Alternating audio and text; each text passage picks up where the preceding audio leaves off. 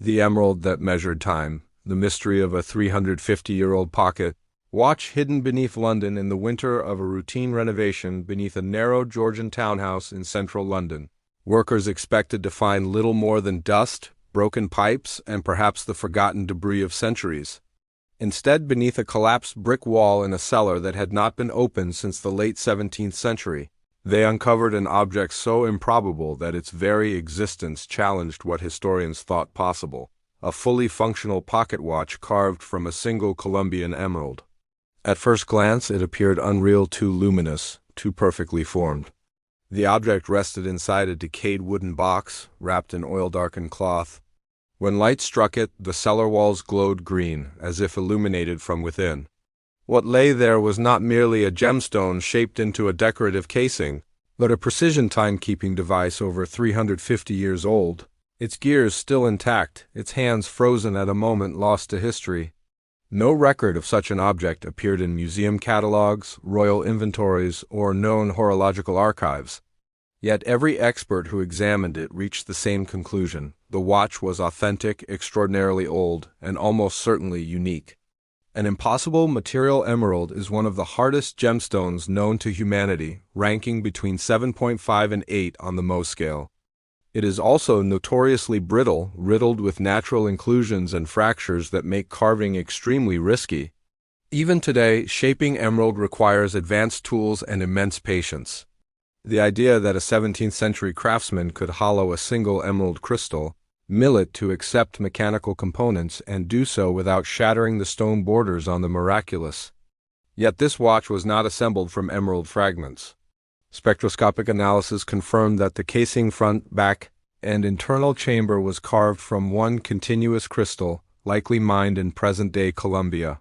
The stone bore chemical signatures consistent with the legendary Muso mines, which by the mid-1600s were already supplying emeralds to European elites through Spanish colonial trade.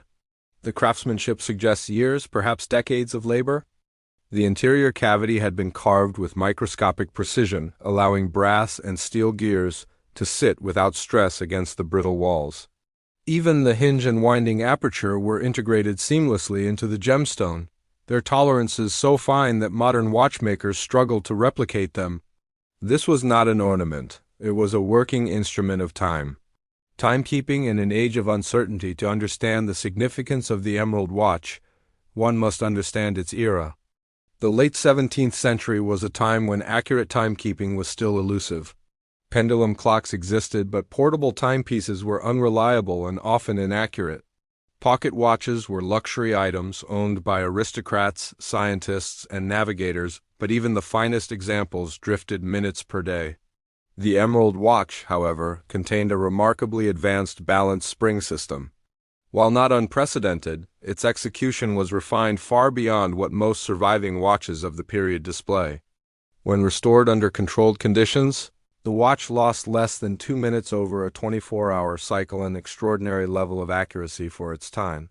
This alone raises questions. Who commissioned such an object? And for what purpose? A stone fit for kings or secrets, emeralds carried powerful symbolism in the 17th century. They were believed to represent immortality, foresight, and divine truth. Alchemists associated green stones with renewal and the hidden forces of nature. Physicians claimed emeralds could cure illness, protect against poison, and even reveal lies by clouding in the presence of deceit. Carving a watch from emerald may have been more than an aesthetic choice. Some historians suggest it was symbolic, an attempt to bind time itself within a stone believed to transcend mortality. There are whispers, too, of secrecy. Emeralds from Colombia were among the most tightly controlled gemstones in Europe. Spanish authorities tracked shipments carefully, and many stones were smuggled, stolen, or repurposed outside official channels. An object made from a single massive emerald would have been politically sensitive and potentially dangerous to possess. This may explain why the watch was hidden. The London cellar, the building beneath which the watch was found, dates to approximately 1690 at the time. The area was home to merchants, financiers, and political intermediaries, men who dealt in colonial goods, foreign intelligence, and discreet transactions. The cellar itself had been deliberately sealed, not collapsed. Brickwork showed signs of careful construction, suggesting someone intended the space never to be reopened. No identifying marks were found inside the box, no initials, no crest, no maker's signature. This absence is unusual, as most master watchmakers proudly signed their work. Whoever created this piece either did not want recognition or feared it. Some speculate the watch belonged to a foreign envoy, a defector, or a colonial official who had fallen out of favor. Others believe it may have been hidden during a sudden death, imprisonment, or political purge. London in the late 1600s was no stranger to intrigue. Plots against the crown, religious conspiracies, and secret societies flourished beneath its streets. The maker without a name horological experts have tried to trace the watch's design to known workshops in London, Paris, Geneva, and Amsterdam. Certain elements resemble English Verge watches. Others show continental influence. Yet no single school matches the emerald watch precisely. One theory suggests collaboration, a master gem cutter working alongside an elite watchmaker, a polymath artisan capable of both disciplines, perhaps trained in secrecy. There is also the possibility that the watch was never meant for public use. Some historians believe it was an experimental object, a proof of concept meant to demonstrate mastery over materials and mechanics. In that sense, it may have been closer to a scientific artifact than a personal accessory, a watch that refused to be ordinary. When conservators carefully wound the restored mechanism, witnesses reported a faint sound softer than most watches, almost muffled as if the emerald absorbed the ticking. The hands moved with a smoothness uncommon in early timepieces, gliding rather than jumping. Even more unsettling was the glassless face. The dial was protected not by crystal but by the emerald itself, polished thin enough to allow light through while remaining structurally sound. Under magnification, tiny natural inclusions inside the stone appeared to drift as the watch moved, giving the illusion that time itself was flowing through green liquid. For those who saw it in motion, the experience was unforgettable. Why hide time in stone? Perhaps the greatest mystery is not how the watch was made, but why it was hidden and abandoned. Objects of such value were typically passed down, sold, or displayed. This one was entombed. Some scholars believe its owner intended to retrieve it, but never could. Others suggest the watch became dangerous symbolically or politically.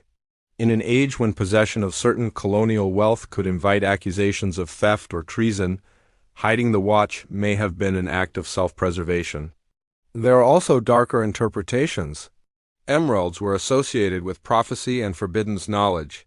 To some, combining such a stone with a device that measured time might have carried spiritual implications that later frightened its owner. Whatever the reason, the watch remained untouched for more than 3 centuries, waiting beneath London as empires rose and fell above it.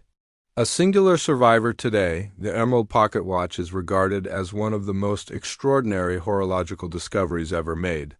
It defies categorization, too elaborate to be decorative alone, too impractical to be merely experimental. It stands at the intersection of art, science, colonial history, and secrecy. More than anything, it reminds us that history is not only written in documents and monuments, but hidden in objects never meant to be found. Somewhere in 17th century London, a person decided that this watch, this fusion of time and stone, should disappear from the world, and for 350 years it obeyed. Until now,